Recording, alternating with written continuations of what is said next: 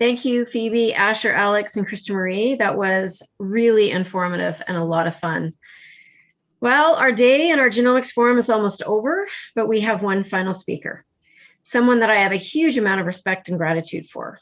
His measured and thoughtful reporting has been a beacon of stability for many of us over the past 14 months. Here's his official bio. André Picard, or Captain Picard, is a health reporter and columnist for the Globe and Mail, where he has been a staff writer since 1987. He is also the author of 5 best-selling books. André is an 8-time nominee for the National Newspaper Awards, Canada's Top Journalism Prize, and past winner of the prestigious Michener Award for Meritorious Public Service Journalism. He was named Canada's first public health hero by the Canadian Public Health Association as a champion of mental health by the Canadian Alliance on Mental Illness and Mental Health, and received the Queen Elizabeth II Diamond Jubilee Medal for his dedication for improving healthcare. André is a graduate of the University of Ottawa and Carleton University and has received honorary doctorates from 6 universities, including UBC and the University of Toronto. André, we are thrilled to hear from you today and look forward to hearing your thoughts on lessons learned. Great, thanks, Sally, for that very kind introduction. I think you must have got that fax from my mom. I think my official bio is much shorter than that, but thanks for that. It's very generous. So I am going to be brief because I know it's been a long day and want to leave you with a little punchy talk that doesn't last too long. So I'll plow right into it. And what I want to do, I'm not going to talk about COVID-19, but I want to talk, as you heard, about the lessons of COVID-19. What has the impact of the pandemic been on the health system, on health-related political priorities? So not about genomics specifically, not an area of my expertise, but sort of crystal ball gazing, if you will. Now, I don't want to zero in on COVID, as I said, but I do want to start with some context. Context is something we don't normally do well in journalism, but I at least try to do it in my talks. And I want to start with some numbers because there's a lot of good data and there's a lot of frightening data about COVID. So to date, there's been about 156 million coronavirus cases recorded in the world. And that's growing by about 800,000 a day. And almost half of those new cases are in India, where we know things are really frightening. The pandemic is far from over, unfortunately. The third wave in this country, the second wave in India and much of the world is really picking up steam more than anything else. There have been 3.2 million COVID-19 deaths. Thankfully, they slowed down quite a bit in recent months, but again, there's an uptick in deaths largely driven by India and what's going on in Latin America. In Canada, we've recorded more than 1.2 million cases and almost 24,500 deaths. And again, our pandemic's not done yet either. Now, there is some glimmer of good news. I am a journalist, so I'm mostly a bearer of bad tidings, but there is some good news. And the good news is in one word: vaccines. I was lucky to get my vaccine this week on Sunday, my first. I'm very happy about that. And I think, we all know that vaccines are the way out of this. This is our golden hope. But again, it's going to take a long time to vaccinate the world. More than 1.2 billion people worldwide have been vaccinated to date. This is probably the most massive, quickest vaccination campaign in history. And about 15 million Canadians have got their shots. Well, we know that Canada's vaccine campaign, its rollout, it didn't roll out very quickly. It was kind of limped out, but now it's really picking up steam. We're doing 150, 200,000 shots a day. So really, and soon we're going to be swimming in vaccines. We're getting more than 2 million doses a week. So things are really looking up in this country. Soon we're going to have to start working on those who are hesitant, and that's going to be a whole other challenge. But soon, hopefully by around Canada Day, everybody in Canada who wants a vaccine should be able to have at least a first shot. Now, aside from the immediate impact of the coronavirus, we know that the pandemic has many other consequences, many of them unintended, unplanned, unplanned for. We're going to be dealing with the fallout for many years, everything on our economy to our mental health and things we haven't even thought of yet. Long COVID is going to be a really interesting chronic illness. It touches a percentage of people. We just don't know how many people are going to have long-term consequences of getting the virus. We don't know how well the vaccines are going to work, or we're going to have boosters every year. As always, many more questions than answers, but we've done tremendously well, I think, on the answering questions part of the equation so far. But it's been hard. It's been hard on everyone. COVID-19 has left us all stressed, broke, bloated, touch-starved, zoomed out. And I'm sorry to inflict another Zoom on you, but hopefully it's semi-informative and not too long. Now, nowhere is this more true, these consequences, this stress, nowhere is it more true than in healthcare. And I know many of you are clinicians. It's been hard on clinicians, frontline workers in particular. And we also know that this pandemic has been sort of the intersection of ageism and racism and sexism. It's had real social consequences in addition to the medical consequences. Pandemic has been hardest on women, especially working women, racialized workers, people who already have a lot of stress. It's been redoubled and tripled by the pandemic. So it's been unfair and unequal. I remember the first weeks of the pandemic, we kept saying, a pandemic is the great equalizer. And that I remember writing a column back then saying that's not true and it's never been true. And that has really been borne out in the last 14, 15 months.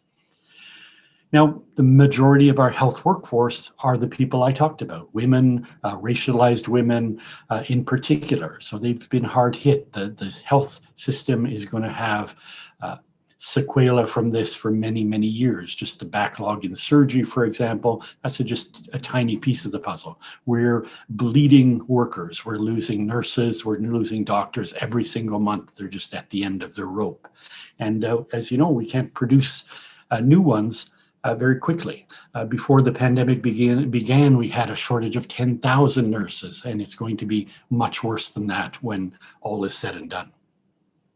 Now, during this pandemic, we've seen the frontline health workers lauded as heroes, and that's great. We should recognize their sacrifice, their work, but all the praise in the world only ends up being empty words if it doesn't translate into improvements, into better working conditions. I think one of the major lessons of this pandemic is that the conditions of work are the conditions of care. If we don't take care of our workers, we'll never have good health care. And we saw this borne out most dramatically in long-term care facilities.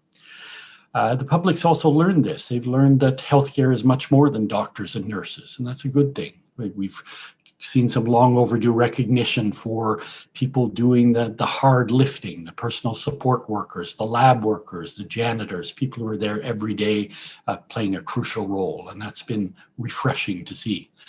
Some governments have even discovered things like pharmacists can administer vaccines. Who knew these magical things could happen?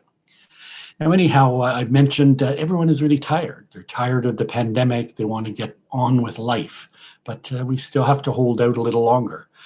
Wait for the vaccines to take effect, wait for the rest of the world to catch up on vaccination, etc. And we know that life will be very different post-pandemic. We're not going to go back to normal, whatever that was. I think there's going to be a new normal in many ways. The pandemic has shone a spotlight on many weaknesses in our health system and in society more generally. It's also shone a spotlight on some of our strengths, and that's good as well. Canada's health system is very hospital-centric. We know that. We knew that before the pandemic. But a consequence of that is that hospitals were actually very well prepared for COVID. They fared really well despite overflowing ICUs. Nobody ever imagined that we could have triple our capacity of ICUs and still be operating. So that's been amazing. The adaptation, the innovation, the hard work has been amazing. Hospitals learned a lot from our previous pandemics, SARS in 2003, H1N1 in 2009. Politicians didn't learn as much, unfortunately. They have much shorter memories than health workers. Now, while the response of the hospitals is a good thing, and it's to be lauded, it also made the inadequacies of other parts of the system and of society even more glaringly obvious, I think. Now, I can't overstate how big a disaster COVID-19 was in the long-term care sector. The first death was here in BC. 14, 15 months later, we're just still trying to come to grips with the horror. I mentioned a moment ago that we've had 24,500 pandemic deaths in Canada. What we don't talk about often enough is that about 17,000 of those deaths were elders in institutional care, in long-term care and nursing homes, and to a lesser extent, retirement homes. But that's who's borne the brunt of this, is older people, vulnerable people in settings where they should be better protected. Now, the reasons for this are well cataloged: a lack of personnel, outdated infrastructure, poor infection control, systemic ageism in our public policies. I've been very interested in this. I wrote a book on this topic during the pandemic. I wasn't busy enough with my daily work, so I did a book, but I thought it was really an opportunity to talk about a long-standing issue, the failings of elder care, and use COVID as a launching pad to show just how bad things were. And hopefully things like that will have an impact. But there are opportunities that people have taken advantage of. Now, the carnage in long-term care reminded us of an important truism that I mentioned before. You know, the environment of workers matters to care, probably more than anything else.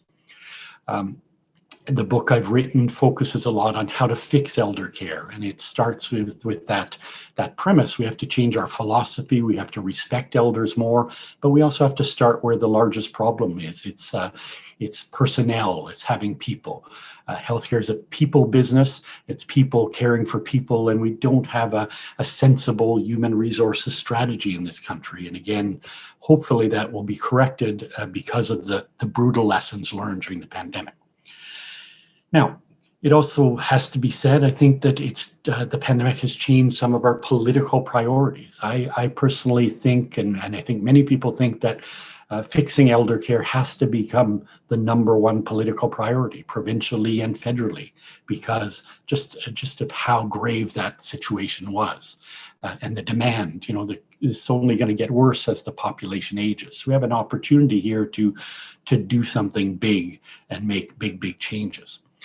Now, that's a change. We've ignored this sector for a long time. Public policy in healthcare has centered largely around a couple of things, just always bolstering acute care. Our system is really acute care focused. And the other policy issue that's dominated is Pharmacare.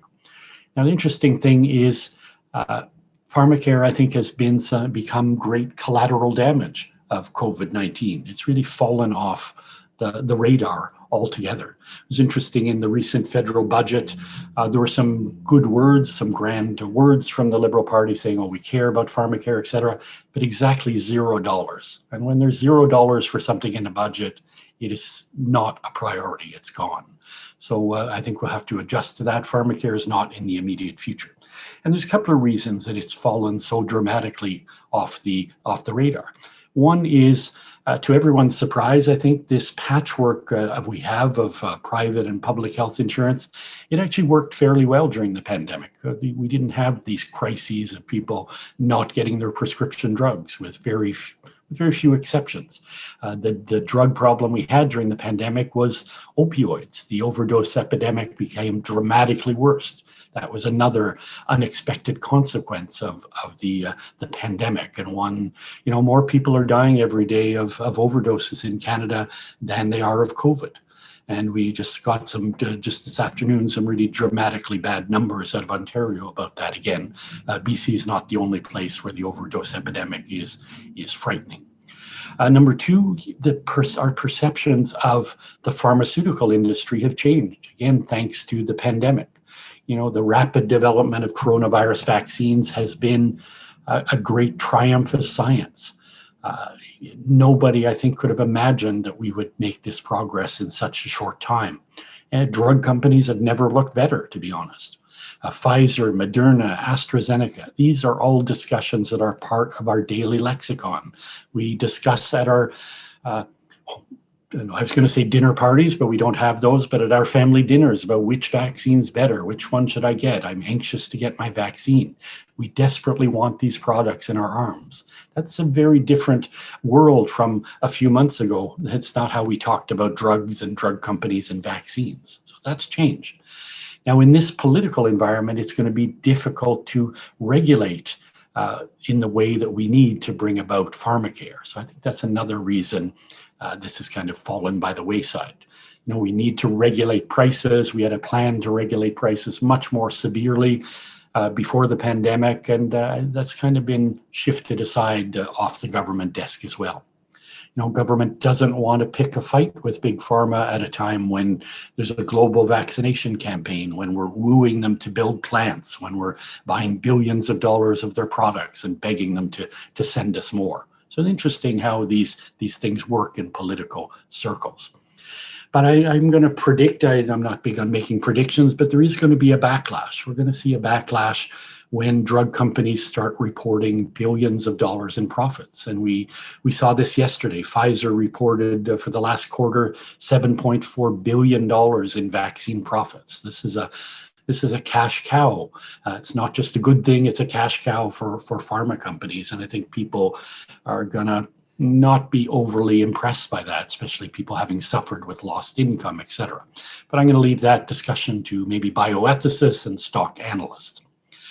Another thing the pandemic exposed that's important that we knew again beforehand, but it's really been on the spotlight, is that the global supply chain we have for medical equipment, for drugs in particular, it's broken. It's badly broken.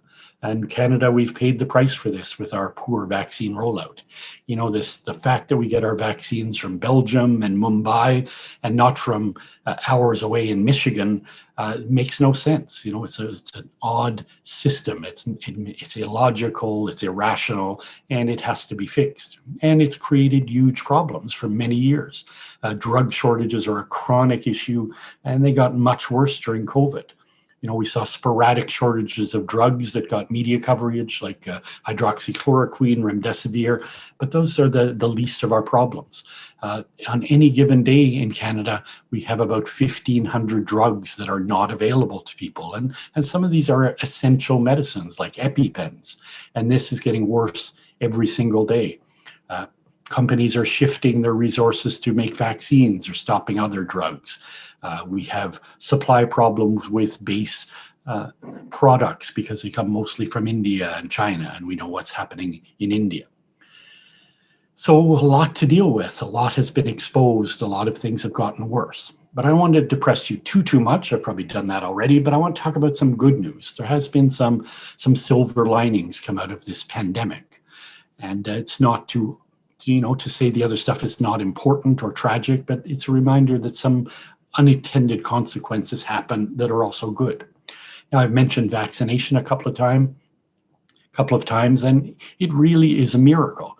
No one could have predicted that within a year we would have not only a vaccine, but half a dozen vaccines, incredibly effective and safe vaccines. This I think was unthinkable. Back in March 2020, we were writing, if we're lucky, we'll get a vaccine that works half the time in a couple of years. But science kicked ass during the pandemic. There's no other, cruder way of putting it, but science really got a lot of attention.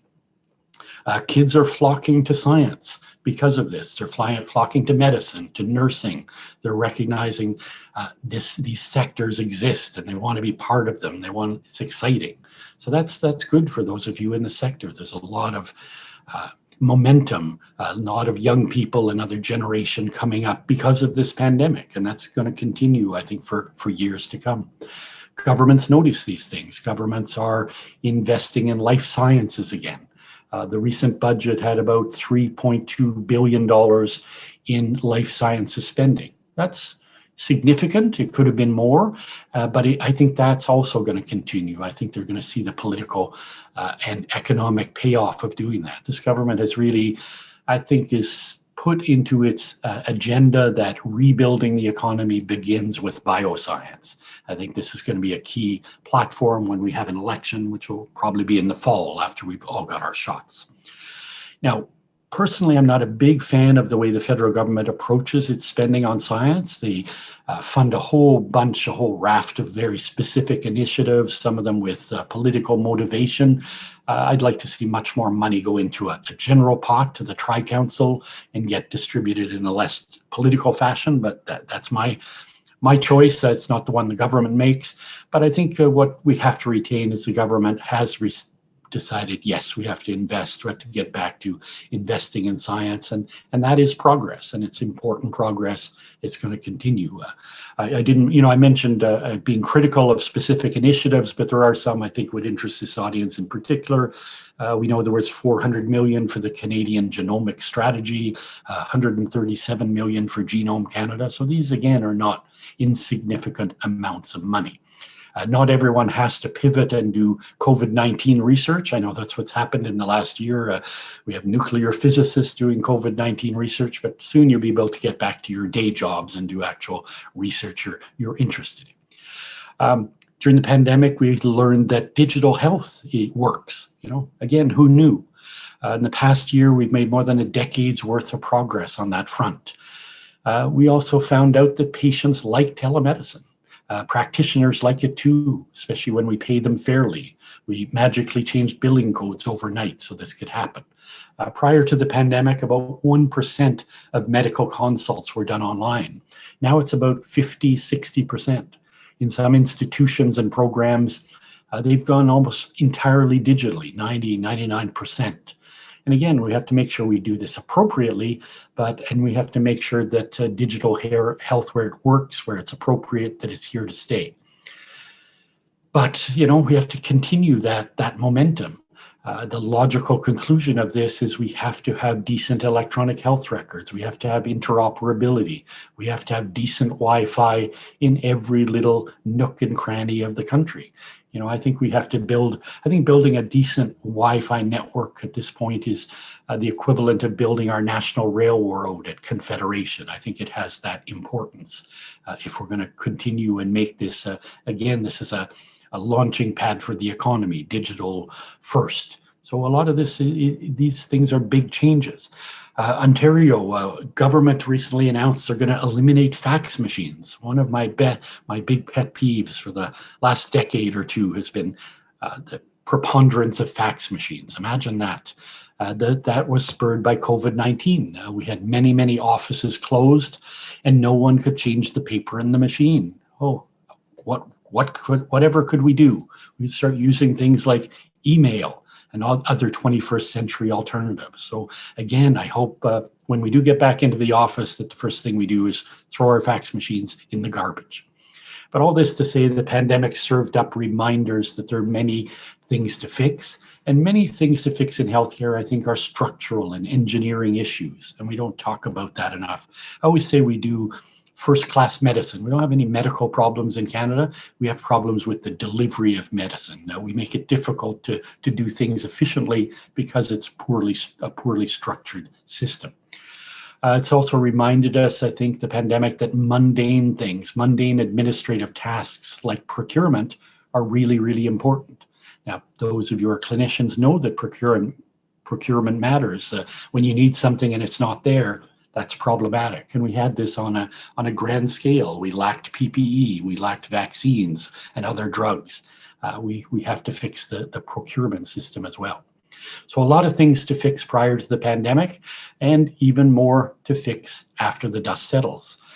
Real public policy challenges. And one of the big ones is going to be financial. We've invested a lot of money. The last budget was about $400 billion in debt that we're going to come out with, and we're going to have to pay that eventually. And governments are going to be hard pressed to keep spending the way they are now. There's going to be real pressure to cut spending, to balance budgets. And where do you go when you have to cut your budget? Well, you look at the big ticket items, and the single biggest ticket item in Canada is healthcare. It's 42% of the budget in BC. It's about the average in Canada. That's going to be a target. So we're going to have this conflicting demands, people wanting more, and that's going to be the place to cut. It's going to be a big target. It's going to be a whole lot of political fighting in the years to come about that. Can we maintain our spending and still pay off our debt, et cetera? So lots of challenges. Now, my hope is we'll start paying less attention to cost and a lot more attention to value. And I think that's another lesson to the pandemic. We have to spend where we get value, where we get payback. We have to spend on keeping people healthy, on social determinants of health, on ensuring equity, etc. Not just spending on the same old, same old. We have to do more of that preventive work as well. So big changes are coming to healthcare, and I hope they'll be, a lot of them will be positive, like getting more bang for the buck.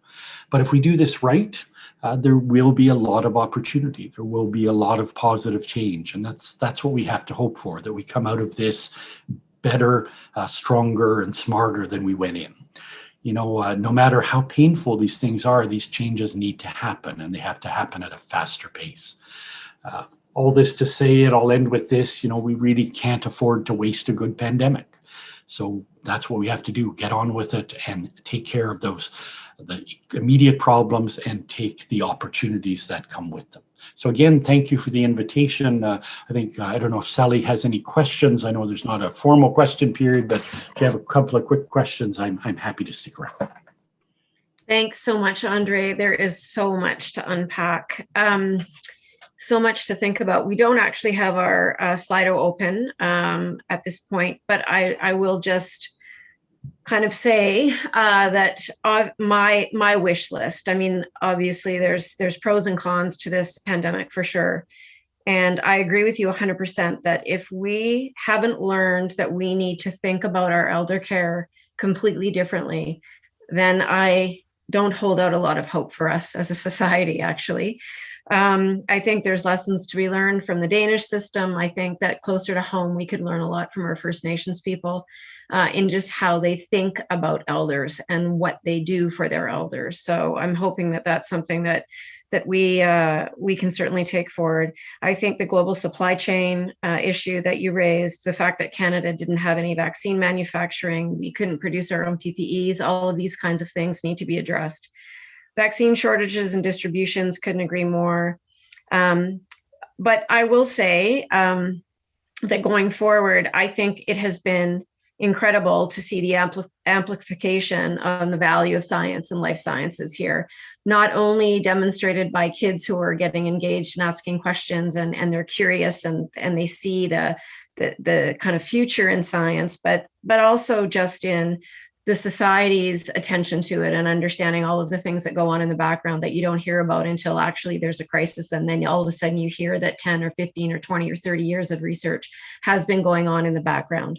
What I also really hope is that governments everywhere recognize that public health needs to have sustainable ongoing funding and not to be called upon when there is a crisis after they have been underfunded or they have been treated perhaps not as well as the acute care system or other places in the healthcare system. So can't agree more with that.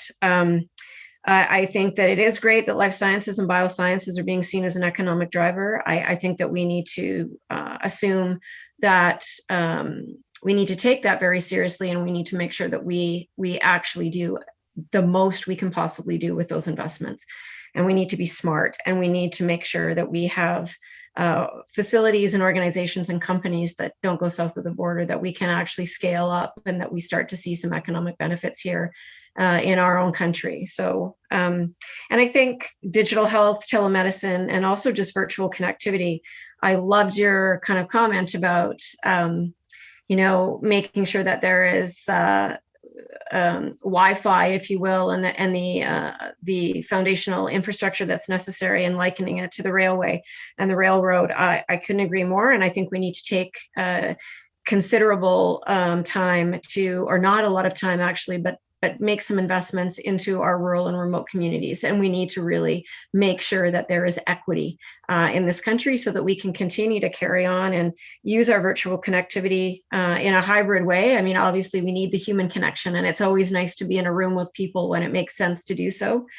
But the amount of unnecessary travel that we've been able to kind of put out of the way and still connect globally, virtually, I think has also done our climate, our planet a world of good too. So I think there's lots of different things we can take away, and certainly those of us within this ecosystem here in British Columbia and Canada, and hopefully internationally within the life sciences area, need to make sure that we are championing those messages and taking them forward. So thank you so much for everything that you do and for joining us today. And I know you're a very, very busy guy, but thanks for kind of being that beacon for us over the last 14, 16 months. I look forward to working with you again in the future. So thank you so much for that. I believe that we are ready to go now just with the closing pieces of this Genomics Forum. It's been 3 incredible days, and I hope you've all enjoyed it. It is now my great pleasure to introduce Elder Lillian Rose Howard to give us a traditional Indigenous closing for our event before handing it over to Pascal.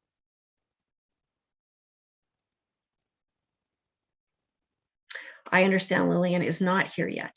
So what we will do then is I think we will pass it over to Pascal and we will have him provide closing comments, and we will hope that Lillian is able to make it before the end of that. Thank you so much. Good afternoon. It's my pleasure to provide these closing comments to you, and I hope that these 3 days have been as interesting and energizing for you as they have been for me. Our speakers and panelists covered a lot of terrain, and to summarize this volume and depth of information is impossible. But I would like to highlight some key messages that I heard over the past 3 days. The way the Broad Institute became an essential public health infrastructure piece shows the value of world-class research capacity that can be mobilized, but also shows how much effort it takes to successfully do so. This importance of capacity was again illustrated by how the UK used its existing cloud data infrastructure to store and share the viral surveillance data. But capacity alone is insufficient, and we heard about the necessity to combine genomic sequencing with interdisciplinary research, a One Health approach, and global networks for effective virus surveillance. Yesterday morning, Dr. Fauci emphasized how fighting the SARS-CoV-2 virus will be a continued effort.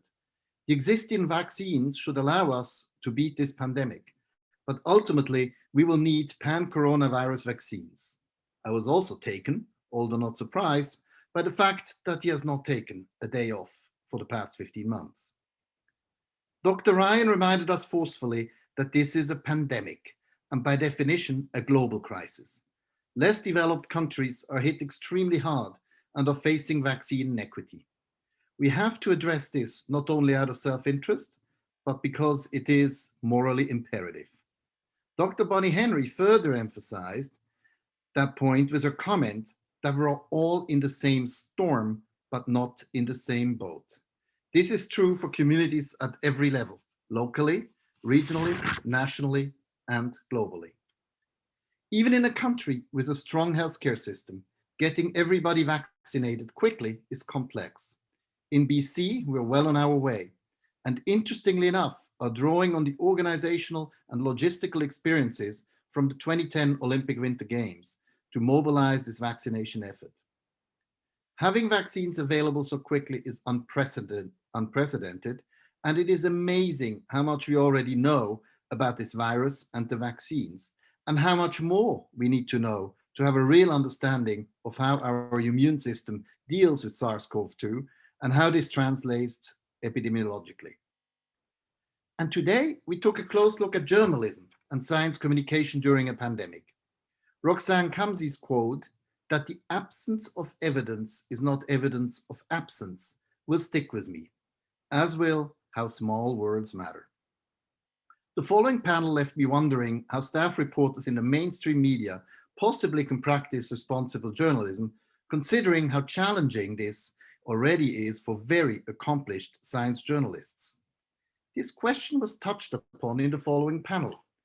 Well thought out analogies are very powerful to communicate scientific content and make concepts, including risk, accessible to the general public.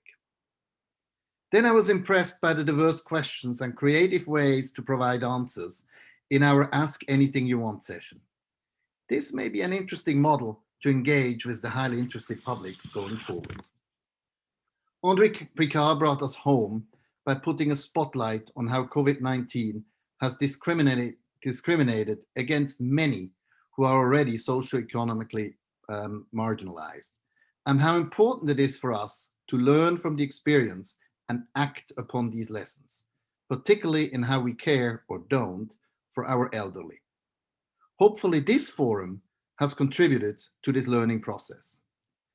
I believe we made the best of having to hold this Genomics Forum virtually, but I nonetheless hope very much that we will do this in person next year. Having the side conversations between sessions will make this an even richer experience. And after all this time stuck in front of our screens, making the effort to put on nice pants and shoes and commute to an in-person live conference sounds wonderful. To conclude, I would like to thank our speakers, panelists, and moderators for their participation. I hope they enjoyed the experience as much as we did. Thanks to you, also our audience. These sessions were recorded. Tell your friends to go and watch them or watch them again yourself. This is great content. Would also like to thank Elder Lillian Howard for welcoming us on her ancestors' land and for her good wishes. And finally, a great thank you to the incredible Genome BC team. I'm sure you can appreciate the level of detail invested into making sure the platform and technology used supported the speakers and the audience, particularly yesterday when we had to manage through technical challenges outside of our control. Pulling all this together was a true Genome BC effort. So I hope that Lillian has joined us at this point. And if she hasn't, let's just remember her words when she opened our conference with our welcome. And this is it for the 2021 Genomics Forum. Have a wonderful evening and thank you for joining us again. Bye-bye.